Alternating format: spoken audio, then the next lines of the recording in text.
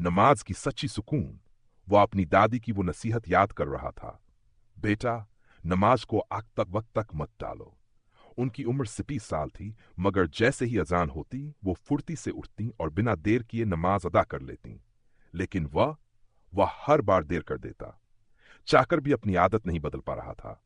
हर बार बस इतना करता कि आखिरी वक्त में जल्दी जल्दी नमाज पढ़ लेता। एक दिन जब इशा की नमाज में सिर्फ 15 मिनट बचे थे तो उसे अपनी इस लापरवाही पर सोचने का मौका मिला। जल्दी से वुजू करके उसने मगरिब की नमाज अदा की, लेकिन फिर दादी की तसल्ली भरी इबादत याद आ गई। उसे अपनी हड़बड़ी पर शर्म आई।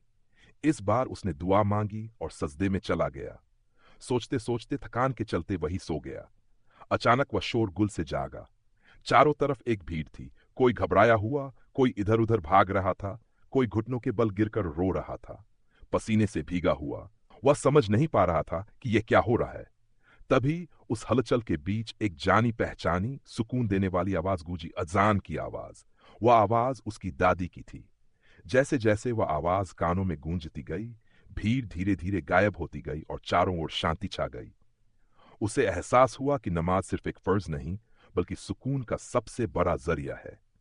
उस दिन से उसने वक्त पर नमाज अदा करने का पक्का इरादा कर लिया। अब वह जान गया था कि सच्ची शांति अल्लाह से जुड़े रहने में ही है।